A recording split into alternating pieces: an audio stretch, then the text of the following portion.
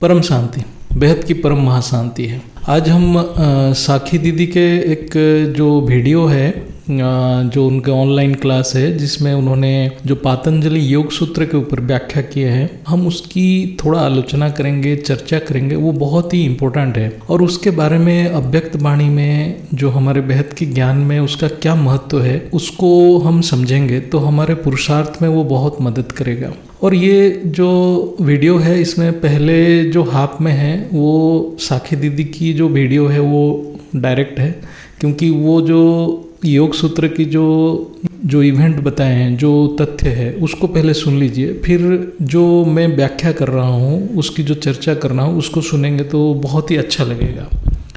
परम शांति, बेहद की परम शांति।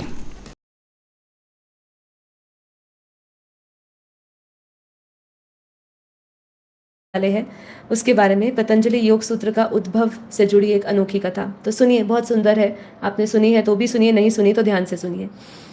पतंजलि योग सूत्र शुरू होते हैं एक पौराणिक कथा से। बहुत समय पहले की बात है। सभी ऋषि मुनि भगवान विष्णु के पास पहुंचे और बोले, भगवान, आपके धन्वंतरी का रूप लेकर शारीरिक रोगों के उपचार हेतु आयुर्वेद दिया, पर अभी भी पृथ्वी पर लोग काम, क्रोध और मन की वासनाओं से पीड़ित हैं। ये उस समय की बात है जब विष्णु जी के धन्वंतरी रूप उन्होंने अवतार या उन्होंने वो रूप ले लिया था धरती पर, और शारीरिक रोगों के उपचार के लिए उन्होंने आयुर्वेद दिया था। पर जब ऋषि मुनि भगवान विष्णु के पास पहुंचे दूसरी समस्या लेकर, कौन सी समस्या? कि अभी भी पृथ्वी पर लोग काम, क्रोध और मन की वासनाओं से पीड़ित हैं। इनसे मुक्ति का क्या तरीका है? अधिकतर लोग शारीरिक ही नहीं, मानसिक और भावात्मक स्तर पर भी विकारों से दुखी होते हैं। भगवान आदिशेष सर्प की शैया पर लेटे हुए थे। सहस्त्र मुख वाले आदिशेष सर्प जागरूकता का प्रतीक है। उन्होंने ऋषि मुनियों की प्रार्थना सुनकर जागरूकता स्वरूप आदिशेष को महर्षि पतंजलि के रूप में पृथ्वी पर भेजा। इस तरह योग का ज्ञान प्रदान करने हेतु पृथ्वी पर महर्षि पतंजलि का अवतार हुआ। तो अब महर्षि पतंजलि जब आए तो उन्होंने कुछ नियम डाले। क्या नियम डाले? पतंजलि जी ने कहा कि जब तक ज्ञान चर्चा हेतु एक साथ मुझे 1000 शिष्य इकट्ठे नहीं होते, वह योग सूत्रों का प्रतिपादन नहीं करेंगे। ऐसे में विध्वंत पर्वत के दक्षिण में 1000 शिष्य इकट्ठे हुए तो उन्होंने एक नियम डाला। जब उनका अवतार हुआ, जब वो धरती पर आए, ठीक है, पृथ्वी पर किस हेतु आए थे? इस हेतु से आए थे कि जो ऋषि मुनि थे, ये समस्या लेकर गए थे कि लोग अभी भी मानसिक पीड़ित है, वो मानसिक स्तर पे, भावात्मक स्तर पर विकारों से पीड़ित है। तो उसको मिटाने के लिए उनका अवतार हुआ। तो उन्होंने जब धरती पर आए तो उन्होंने कुछ रूल्स रेगुलेशंस बनाए। रूल्स में पहला ये था कि मैं 1000 शिष्यों को ही इकट्ठे होंगे तो ही मैं योग सूत्रों का प्रतिपादन करूंगा। तो दक्षिण में 1000 शिष्य इकट्ठे हुए। महर्षि की एक और शर्त थी। उन्होंने कहा कि उनके और शिष्यों के बीच में एक पर्दा रहेगा, ठीक है, जब तक ज्ञान का सत्र समाप्त ना हो जाए, ज्ञान का सारा सत्र समाप्त ना हो जाए, तब तक कोई भी इस पर्दे को नहीं हटाएगा और न ही कक्ष के बाहर जाएगा। तो उन्होंने 2 नियम डाले। 1000 एकत्रित हो गए शिष्य और उन्होंने 2 नियम बनाए कि जब तक ये अंतिम सत्र ना दिया जाए, तब तक जो बीच में एक पर्दा होगा महर्षि पतंजलि और शिष्यों के बीच में, वो नहीं हटाया जाएगा, उसको कोई हटाएगा नहीं। और दूसरा कि यहाँ से जब तक ये सत्र पूरे समाप्त नहीं हो जाते, यहाँ से कोई उठ के बाहर नहीं जाएगा, ठीक है। ये उन्होंने नियम बनाए थे, ठीक है। इसको बहुत ध्यान से सुनेगा। इसके बाद इस पूरे कथा में जिस जिस चीज की बात करिए, उसका अभिप्राय क्या देना चाहते हैं, उसके बारे में भी अंतिम में हम बात करेंगे। अब शर्त की अवहेलना क्या होता है? जब उन्होंने 2 शर्त रखी महर्षि पतंजलि ने, तो एक शिष्य को लघु शंका के लिए कक्ष छोड़ना पड़ा। उसने सोचा कि मैं चुपचाप जाता हूँ और वापस आ जाएंगे। एक और शिष्य को जिज्ञासा हुई कि महर्षि पर्दे के पीछे कर क्या रहे हैं, ठीक है। उसने उत्सुकतावश पर्दा हटा दिया। पर्दे के हटाते ही वहां उपस्थित जितने भी शिष्य थे वो भस्म हो गए। यह देख पतंजलि अत्यंत दुखी हुए। उसी समय लघु शंका से लौटे शिष्य ने कक्ष में जो प्रवेश किया और बिना अनुमति के बाहर जाने के लिए क्षमा याचना की। तो आगे क्या करते हैं पतंजलि जी? पतंजलि जी उनको श्राप देते हैं। आगे समझते हुआ क्या? करुणावश महर्षि पतंजलि ने बचे हुए सभी योग सूत्र उस शिष्य को दे दिए, पर साथ ही उसे नियम के अवहेलना के लिए ब्रह्म राक्षस बन जाने का श्राप दिया, ठीक है। तो होता क्या है कि फिर से आपको थोड़ा सा समझा दूं कि पतंजलि महाराज जी जब ध्यान कर रहे थे या जो सत्र दे रहे थे, योग सत्र दे रहे थे, तब बीच में एक पर्दा था। उसमें से 2 शिष्य, एक को लघु शंखा के लिए बाहर जाना पड़ा और उसने भी नियम तोड़ा, और दूसरे शिष्य ने जैसे ही पर्दा हटाया तो जितने भी शिष्य मौजूद थे वहाँ सभी भस्म हो गए। इतनी देर में जब लघु शंखा करके जो शिष्य वापस आया, उस शिष्य को उन्होंने बचे हुए सारे सूत्रों का उन्होंने ज्ञान दिया, लेकिन साथ ही उसने जो अनुशासन जो है उसने आज्ञा का अवहेलना करी थी, उसके लिए उन्होंने ब्रह्म राक्षस का उनको श्राप दिया। ठीक है। तो अब कहते हैं, उन्होंने कहा कि जब तक तुम ये ज्ञान किसी एक विद्यार्थी को नहीं देते तब तक तुम ब्रह्म राक्षस बने रहोगे। ऐसा कहकर पतंजलि अंतर ध्यान हो गए। इसका अर्थ ये है कि जब कोई ज्ञानी व्यक्ति गलत करता है, बहुत इंपॉर्टेंट बात कह रही हूँ कि जब कोई ज्ञानी व्यक्ति गलती करता है तो वह अधिक खतरनाक हो जाता है, वह ब्रह्म राक्षस जैसी अवस्था को प्राप्त होता है। तो देखिए यहाँ पे क्या समझाना चाह रहे हैं कि ज्ञान जो है, अगर ज्ञानी कोई भी अनुशासन तोड़ता है या कोई पाप करता है तो जो अज्ञानी है उससे कई अधिक उसको सजा मिलनी चाहिए या मिलती है। ठीक है, क्योंकि वो जागरूक है, वो ज्ञानी है, और अगर वो कुछ नियम तोड़ता है, वो कुछ उल्लंघन करता है जो ज्ञान में उसको सिखाया गया, तो वो तो ब्रह्म राक्षस स्वरूप है, ऐसा पतंजलि जी कहते हैं। तो यहाँ पे क्या कह रहे हैं कि ऐसे ही जब कोई ज्ञानी व्यक्ति गलत करता है तो वह अबोध व्यक्ति के अपराध करने से भी अधिक खतरनाक हो जाता है। शिष्य ब्रह्म राक्षस बनकर एक पेड़ पर लटक गया और उस रास्ते से निकलने वाले सभी राहगीरों को एक प्रश्न पूछता, जो भी उसका उत्तर सही नहीं देता तो उसको खा जाता। कुछ हजारों वर्षों तक ऐसे ही चलता रहा और इस ब्रह्म राक्षस का कोई भी सक्षम विद्यार्थी उसको नहीं मिला। यहाँ पे ऐसा लिखा गया, कई जगह पे ऐसा लिखा कि लोग उसको सुनते ही नहीं थे, क्योंकि ब्रह्म राक्षस था तो लोग उसके पास रुकते ही नहीं थे और उसको देखते हुए भी निकल जाते थे, और इसलिए उसकी कोई बात सुनने के लिए तैयार नहीं था। अब गुरु बने शिष्य। ठीक है, अब आगे क्या होता है, ऐसी स्थिति देखकर करुणा स्वरूप महर्षि पतंजलि ही तब एक विद्यार्थी बनकर ब्रह्म राक्षस को मुक्त करने के लिए प्रकट होते हैं। अब गुरु ने ही उनको श्राप दिया था, अब वही उनको श्राप से मुक्त करने के लिए अपने शिष्य के पास जाते हैं और गुरु ही बनते हैं शिष्य। ब्रह्म राक्षस ने वही ज्ञान पेड़ के ऊपर बिठाकर पतंजलि को दिया, जिससे उन्होंने ताड़ के पत्तों पर लिखा। ब्रह्म राक्षस रात में ही ज्ञान दिया करता था। पतंजलि अपने आप को खरोच कर खून निकालते हुए पत्तों पर लिखते थे। ऐसे 7 दिन तक चलता रहा। अंत में पतंजलि जी थक गए। उन्होंने लिखित पत्तों को एक कपड़े पर रखा और कपड़े पर रखकर स्नान करने चले गए। जब वह वापस लौटे तो उन्होंने देखा कि एक बकरी उनके अधिकतम पत्तों को खा गई है। पतंजलि बचे हुए पत्तों को समेट कर ले गए। पुराण कथा कहते हैं कि उसका अर्थ निकालने के लिए हम पर छोड़ दिया है। फिर से जो थोड़े बचे हुए पत्ते थे, वो पतंजलि जी वो बचे हुए पत्तों को समेटकर अपने साथ ले गए। तो पुराण कथा कहती ये है कि उसका अर्थ निकालने के लिए उन्होंने हम पर छोड़ दिया। इस कहानी का अर्थ बहुत ही गहरा है और अब हम पता लगाएंगे कुछ इसके अभिप्राय। क्या कि सबसे पहला अभिप्राय, अगर आपने पूरी कहानी कथा ध्यान से सुनी हो तो इसमें जो पर्दा था किसके बीच में, शिष्यों के बीच में और गुरु के बीच में, पतंजलि जी और उनके 1000 शिष्यों के बीच में जो पर्दा था, उस पर्दे का अभिप्राय क्या है? उसका अभिप्राय ये है कि गुरु की ऊर्जा और उनके पास इतना कुछ देने को होता है और उनकी पावर इतनी बड़ी होती है कि लोग उसे समा नहीं सकते, इसलिए एक फिल्टर डाल देते, एक पर्दा डाल देते। ऐसे ही जैसे मैंने कहा था आपको, योग माया की हमने बात करी थी, तो वो एक ऐसा ही है कि वो खुद ही एक पर्दा डाले हुए है। काफी बार मेरी जब बापूजी से भी बात होती है तो मैं यही कहती थी कि ये माया आपकी है, आप ही चाहते हो हम आपको उतना ही जाने। जैसे बापूजी कहते हैं ना कि मेरे साथ रहने वाले भी नहीं जानते। आप खुद सोचिए, अगर हम किसी को जान जाए, अपने गुरु को अगर आप भगवान स्वरूप में देख रहे हो और आप जान जाते हो, तो आपका कर्म कैसा होगा? आप कर्म कर पाएंगे? आप कुछ करेंगे? आप तो एकदम समर्पित हो जाएंगे, आप अपने नियत कर्म भी नहीं कर पाएंगे। तो ये जो माया का पर्दा है, कई हद तक हम अगर इसको ध्यान से समझे तो वो परमात्मा की ही एक शक्ति है। वो जब चाहे जैसा चाहे आपको, जब उनका प्रकाश आएगा या उनकी शक्ति आएगी तभी आप उनको सही सही तरीके से जान पाएंगे। तब तक वो आपके साथ होगा तो भी आप नहीं पहचान पाएंगे। तो इसलिए ये पर्दा जो है एक फिल्टर है गुरु और शिष्य के बीच में, और वो पर्दे का अभिप्राय यही है कि उस ऊर्जा को लेने के लिए कोई भी सामर्थ्य नहीं है, उनकी ऊर्जा और इतना कुछ उनके पास है देने के लिए, पर हमारे में इतनी शक्ति नहीं है। तो ये एक पहला अभिप्राय निकलता है उस पर्दे का, शिष्य और गुरु के बीच के पर्दे का। अब दूसरा, शिष्य ने पर्दा हटा दिया और उसका अभिप्राय क्या है? जब उसमें से एक शिष्य ने, उसके अंदर एक संकल्प आया या उसने सोचा कि गुरुजी क्या कर रहे होंगे पीछे, चलो मैं देखता हूँ, और उसने उस उत्सुकता वश में आके उसने वो पर्दा हटा दिया, तो हुआ क्या, इसका अभिप्राय क्यों है, क्या है इसका अभिप्राय? यही है कि जब भी आपको किसी गुरु पे संशय होता है, जब भी आपको उनके ज्ञान पे संशय होता है, वो कभी मत करिए। देखिए, जिस गुरु को आप मानते हो, जिस ज्ञान में आप चल रहे हो, उस पर कभी भी संशय नहीं होना चाहिए। तात्पर्य यहाँ पे ये है कि जैसे ही उसने उठाया पर्दा शिष्य ने, तो जितने भी शिष्य थे वो भस्म हो गए, वहां पे जितने भी मौजूद शिष्य थे वो भस्म हो गए। तो इसका अभिप्राय ये निकलता है कि गुरु के प्रति संशय और गुरु क्या कर रहे हैं ये देखने की उत्सुकता से जब आप करते हो, मतलब जब आप 10 साल की आपकी गुरु के प्रति आपकी समर्पण भाव होता है, आप संपूर्ण समर्पित होते हो, और फिर किसी एक दिन, केवल किसी एक दिन, एक घड़ी आपको वो संशय आ जाता है, तो जो भी आपने पाया है ये 10 सालों में, 10 साल उदाहरण दे रही हूँ, 10 सालों में जो कुछ भी गुरु से पाया है वो भस्म हो जाता है एक संशय से। इसलिए ना कभी गुरु पे संशय करिए, ना उनके ज्ञान पे, और ना अपने आप पे, जो अपने आप पे भी कभी संशय ना करिए। जो गुरु आपको बता रहा है कि आप ये हो, तो जब आप उसको स्वीकार कर लेते हो तो उस विश्वास से जिए, उस विश्वास स्वरूप से जिए आप, ठीक है।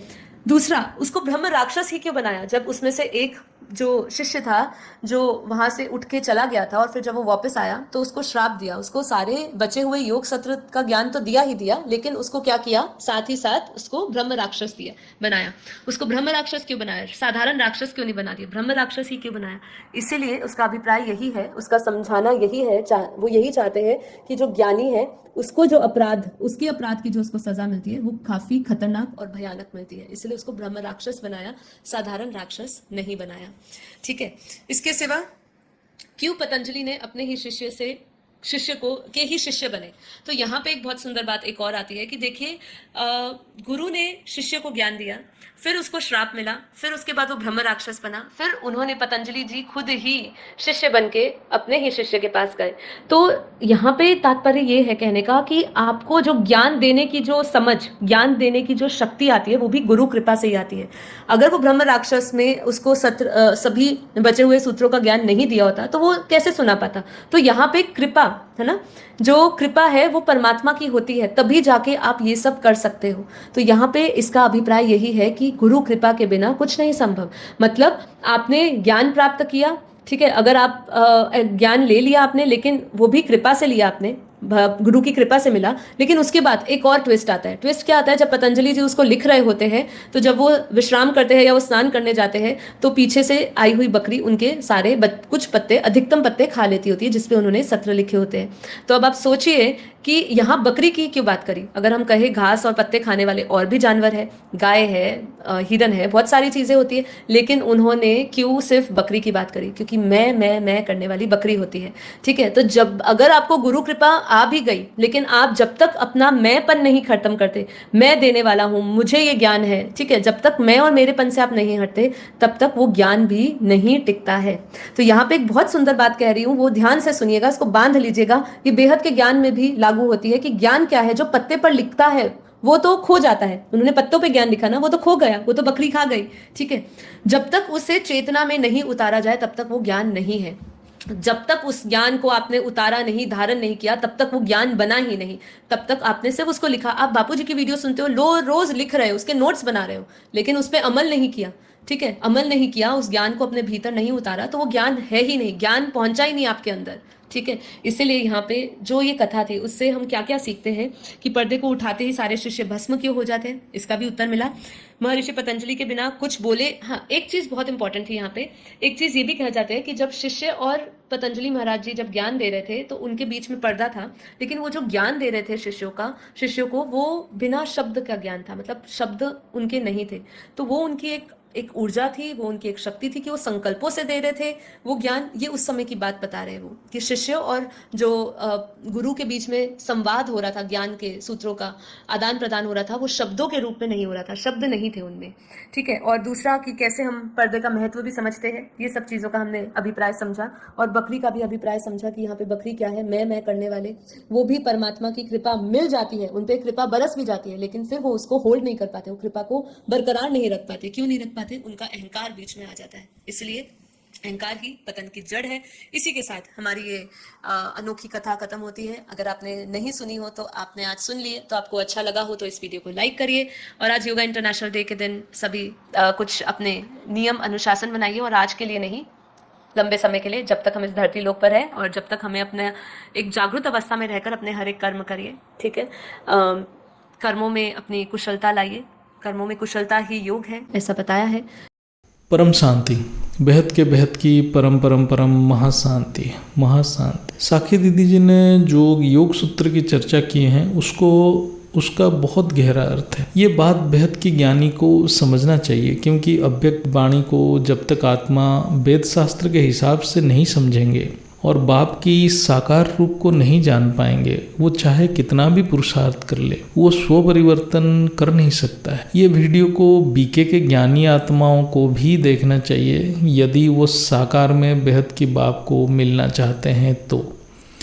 यहाँ ये बताया गया है कि जब तक 1000 शिष्य नहीं होंगे तब तक पतंजलि ज्ञान प्रदान नहीं करेंगे, योग सूत्र की ज्ञान नहीं देंगे। यह भी एक महत्वपूर्ण शर्त है, यानी ये एक प्रकृति की नियम है। जब तक डिमांड नहीं है तो सप्लाई भी नहीं होगा, यानी परमात्मा तब तक बचाने नहीं आते जब तक आत्मा में पुकार नहीं है। परमात्मा इतना ज़्यादा फ्री विल दिए हैं सारे आत्माओं को कि जब तक आत्मा खुद मुक्ति नहीं मांगेगी तब तक आत्मा को मुक्ति नहीं मिलेगा। बेहद की बाप बेहद की बच्चों की पुकार को सुनकर धरती पे आए हैं, यानी दादाजी जो ज्ञान दे रहे हैं ये केवल बेहद की बच्चों के लिए ही है, आम आत्मा के लिए नहीं है। यहाँ पतंजलि के जो कथा है वो हम बेहद की बाप की ज्ञान से मंथन करेंगे और प्रैक्टिकली आज बेहद की ज्ञान में क्या हो रहा है वो आपको समझ आएगा। यानी न्यूनतम 1000 शिष्य होना जरूरी है, इसलिए है कि जब तक ऊर्जा को ग्रहण करने वाले नहीं होंगे तो वो ऊर्जा देकर कोई मतलब ही नहीं हो रहेगा। इसलिए ये डिमांड सप्लाई प्रिंसिपल पे काम करता है। धरती पे कोई भी अवतार तभी आते हैं जब डिमांड रहता है। जैसे रिक्वायरमेंट होता है अवतार में उतने पावर होता है, उतने शक्ति होता है। अभी जो बेहद की बाप आए हैं वो बेहद की पावर की मालिक है। ये सारे शिष्य परम पिता के ऊर्जा के वाहक यानी पावर कंडक्टर जैसे काम करेंगे। यानी परम पिता की पावर इतना ज़्यादा है कि जितना भी लो उतना कम है। यानी 1000 से ज़्यादा भी शिष्य होंगे तब भी कोई प्रॉब्लम नहीं, लेकिन 1000 से नीचे नहीं होना होगा। यानी मिनिमम वैल्यू फिक्स है, मैक्सिमम नहीं। यानी 1 करोड़ शिष्य भी होंगे तब भी कोई प्रॉब्लम नहीं है और अच्छा है। इसलिए 33 कोटि देवी देवता आत्माओं को भी ज्ञान में जुड़ने की प्रयास हो रहा है। परमपिता ये भी जानते हैं जितने बड़ा संगठन होगा उतना जल्द और आसान तरीके से सृष्टि में परिवर्तन होगा। पतंजलि ने ज्ञान देने के साथ भी खुद डिसाइड किए, मतलब कौन से स्थान में ज्ञान दिया जाएगा वो खुद ही डिसाइड किए, जो कि विद्वंत पर्वत की दक्षिण में है। ऐसे ही बेहद की बाप की भी ज्ञान देने की स्थान भी फिक्स है, यानी जिसको हम बेहद की स्थान कहेंगे, जो कि अव्यक्त वाणी में है अहमदाबाद। सर्व सेंटर की बीज रूप अहमदाबाद में है, जहाँ परमपिता की साकार स्वरूप में रहते हैं। वो स्थान ही बहुत पावरफुल रहता है, यानी वहाँ ज्ञान प्रदान और ग्रहण करने के लिए यानी एनर्जी ट्रांसफर के लिए उपयुक्त स्थान होता है। परमपिता की तपस्या की ऊर्जा आसानी से उस स्थान में प्रवाह होता है। ये स्थान की चुनाव केवल परमपिता खुद करते हैं, क्योंकि उनको सूक्ष्म दृष्टि से वो स्थान की महत्व वो खुद जानते हैं। पतंजलि के और एक शर्त था कि उनके और शिष्यों के बीच में पर्दा होना है, यानी पतंजलि के मूल स्वरूप और शिष्य के बीच में पर्दा रहेगा। इसलिए दादाजी कहते हैं, मैं जो हूँ जैसा हूँ मुझे कोई जान ही नहीं सकता और मेरे पास रहने वाले भी मुझे जान नहीं सकते हैं। ये बात बहुत सही तरह से साखी दीदी ने समझाए हैं। इसका अर्थ अव्यक्त वाणी से चर्चा करेंगे। बाप का 3 रूप है, साकारी, आकारी और निराकारी, यानी बाप, टीचर और सदगुरु। साकारी रूप टीचर है जो बेहद की बच्चों को पढ़ाते हैं।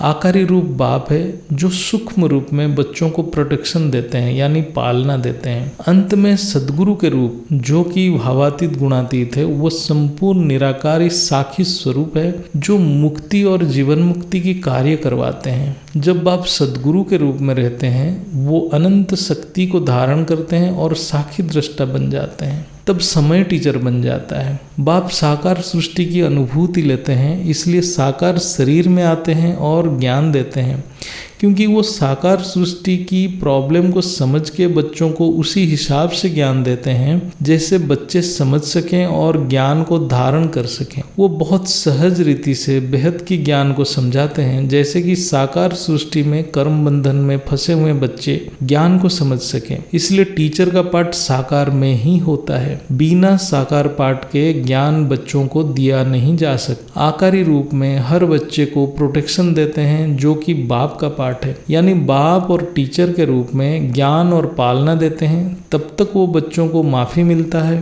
प्रोटेक्शन भी मिलता है। एक बार सदगुरु के पाठ में आते हैं तो वो संपूर्ण रूप से साखी बन जाते हैं।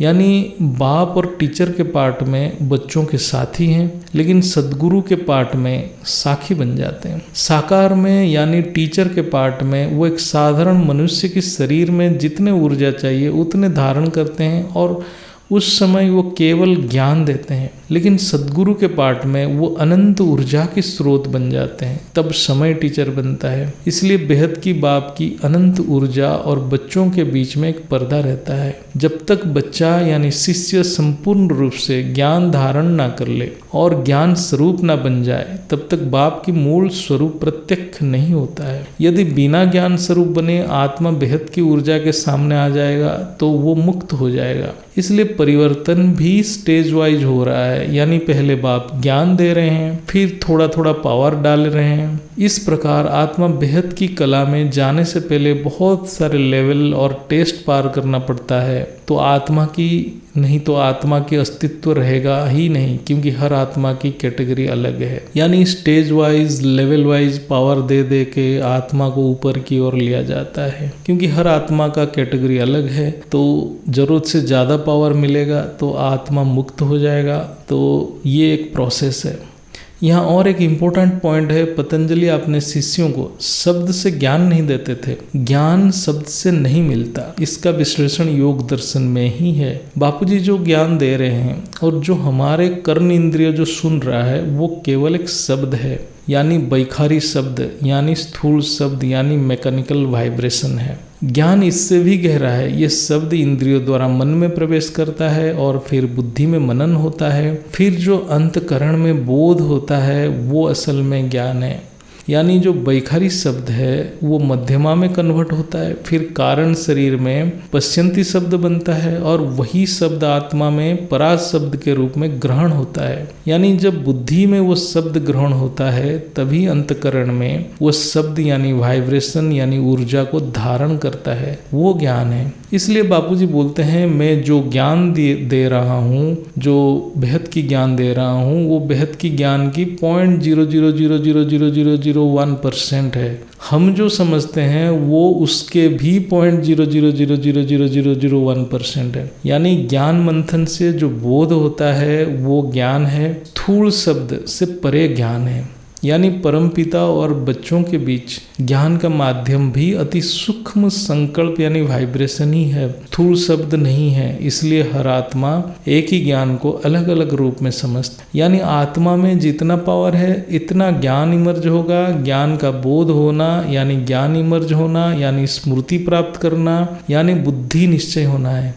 एक उदाहरण है, गौ के अंदर ही घी है, मतलब गाय के अंदर ही घी है, यानी गौ से जो दूध मिलता है उसी से ही घी बनता है। ऐसे ही जब तक हम स्थूल शब्द के अंदर पराज शब्द नहीं बनाते हैं, यानी मनन के द्वारा जब तक हम वो शब्द से घी रूपी ऊर्जा को महसूस नहीं करते हैं, तब तक आनंद नहीं आएगा। परम ज्ञान ही परमानंद की स्रोत है, जो आत्मा को अपने मूल स्मृति में स्थित करा देता है। पतंजलि की एक और शर्त था कि ज्ञान प्रदान के समय कक्षा के बाहर कोई भी नहीं जाएगा। यानी जो भी आत्मा बापूजी के पास आए हैं और ज्ञान सुनकर छोड़कर चले गए या आधा ज्ञान लिए हैं, उनका ज्ञान व्यर्थ हो गया, यानी ब्रह्म राक्षस बन गए। इसका बहुत अर्थ निकल सकता है, जैसे कोई आत्मा ज्ञान तो समझा लेकिन अभ्यास नहीं किया, यानी श्रीमत पे नहीं चला, तो उसके मन काबू में नहीं रहेगा, तो वो ब्रह्म राक्षस समान है, यानी वो दूसरों की कल्याण नहीं कर सकता। इसलिए पतंजलि ने बताए हैं कि ज्ञान ध्यान करने से ही वो ब्रह्म राक्षस की योनि से मुक्त हो पाएगा। इसलिए यहाँ बेहद की ज्ञान में है ज्ञान दान महादान, यानी केवल ज्ञान दान से आत्मा अपनी खुद की कल्याण कर रहा है। जितने ज्ञान दान करेगा उतने ज्ञान वो आत्मा खुद समझ पाएगा और वो खुद श्रीमत पे चलेगा और धीरे धीरे ब्रह्म राक्षस यानी एक महाभोगी आत्मा से एक उच्च कोटि के आत्मा बन जाएगा। जब पतंजलि देखते हैं कि वो ब्रह्म राक्षस से ज्ञान लेने के लिए कोई तैयार नहीं होता है, तो वो खुद आते हैं और अपने खून से ज्ञान को लिखते हैं और उनको बहुत कष्ट भी होता है। यानी बच्चों की बंधन देख के बाप को अत्यंत कष्ट होता है और वो अपने बच्चों को निकालने के लिए हर प्रकार के प्रयास करते हैं। यानी केवल बेहद की बाप ही कल्याणकारी हैं। बकरी की मेमे के बारे में साखी दीदी ने बहुत सही बताए हैं। यहाँ यह भी है, बकरी प्योर वेजिटेरियन होते हुए भी उसके साथ क्या होता है सभी जानते हैं, यानी उसको मार के लोग खा जाते हैं। यानी कितने भी ज्ञान हो, कितने भी पवित्रता हो, स्थूल पवित्रता हो, लेकिन मैं बन नहीं गया तो माया खा जाएगा। माया से बचने का एक ही उपाय है, बाप में बुद्धि को संपूर्ण समर्पण करना, यानी अहंकार को खत्म करना। यहाँ और एक सूक्ष्म बात है, वह है पतंजलि जो ज्ञान लिखे थे वो बकरी खा गई। इसका सूक्ष्म अर्थ को विश्लेषण करेंगे। कोई भी ज्ञान स्थूल में नहीं है, यानी ना वो किताब में है, ना वो स्थूल शब्द में है, ना वो स्थूल डीएनए या तत्व में भी है, वो परम प्रकाश है। डीएनए भी स्थूल है, यानी ब्राह्मण का बच्चा ब्राह्मण बनेगा कोई गारंटी नहीं, क्योंकि शरीर से शरीर की उत्पत्ति होती है, आत्मा की नहीं। शरीर यानी डीएनए से और एक डीएनए आता है, आत्मा नहीं। शरीर में है जन्म इति, शास्त्र में है जन्म इति जाति, यानी मनुष्य जाति है या पशु जाति है, यानी जिस योनि में आत्मा जन्म लेता है उसको जाति कहा जाता है। लेकिन मनुष्य ने हर चीज को स्थूल में ले लिया और ब्राह्मण को भी एक जाति बना दिया। ऐसा कुछ नहीं होता है। ब्राह्मण पुरुषार्थ और ज्ञान से बनना पड़ता है। इसलिए ब्राह्मण को द्विज कहा गया है, यानी 2 बार जन्म लेता है। एक तो स्थूल शरीर की जन्म, दूसरा जन्म जब परमपिता परमेश्वर की ब्रह्म स्वरूप का बोध होता है, यानी ज्ञान प्राप्त होता है, तब ब्राह्मण बनता है। इसलिए ब्राह्मण कोई जाति नहीं हो सकता है। ब्रह्म ज्ञान यानी परम प्रकाश स्थूल डीएनए में ट्रांसफर नहीं होता है। डीएनए में रंग रूप इत्यादि स्थूल गुण ट्रांसफर होता है। ब्रह्म ज्ञान आत्मा के साथ आता है। इसलिए ब्राह्मण की बच्चा ब्राह्मण बनेगा कोई गारंटी नहीं है। इसलिए ज्ञान शास्त्र या कोई भी किताब में जो लिखा है उससे भी परे है। ज्ञान यानी प्रकाश, इसको काल यानी माया नष्ट नहीं कर सकता। जो स्थूल है वो काल द्वारा नष्ट होना ही है। केवल चेतन ही अविनाशी है, वो है ज्ञान रूपी परम प्रकाश। ये चर्चा की सार ये है कि इस स्थूल सृष्टि में बाप की पहचान सिर्फ ज्ञान है। जब शिष्य अभ्यास से ज्ञान स्वरूप बन जाता है, तभी बेहद की बाप की सद्गुरु स्वरूप यानी मूल स्वरूप अपने आप प्रकट होता है। जो आत्मा को साकार बाप की पहचान नहीं और साकार से प्यार नहीं है, यानी वो श्रीमत से विमुख है, तो वो ब्रह्म राक्षस बनता है, यानी विनाश की बात करता है और अपनी खुद की भाग्य की विनाश करता है। बेहद की बाप फिर भी उससे माया से बचाने की प्रयास करता है, क्योंकि वो असीम अनुकंपा यानी बेहद की स्नेह की सागर है। जो साकार बाप को ज्ञान से नहीं पहचानेगा उसको माया का रॉयल रूप बंधन में डालेगा, यानी बाप के नाम पे माया वो आत्मा को बांध के रखेगा। यानी वो आत्मा समझ रहा होगा कि मैं सही राह पे हूँ, लेकिन असल में वो माया के बंधन में होगा। वो सूक्ष्म भोग में होगा और वो सूक्ष्म भोग उससे यथार्थ परम ज्ञान से दूर रखेगा और साकार बाप से भी दूर कर देगा। साकार बाप से पहचान नहीं है तो योग नहीं लगेगा, योग नहीं लगेगा तो माया से निकल नहीं पाएगा। इससे माया का रॉयल रूप कहते हैं। आज भी बाप के नाम पे माया का रॉयल रूप अनेक आत्माओं को बंधन में रखा है।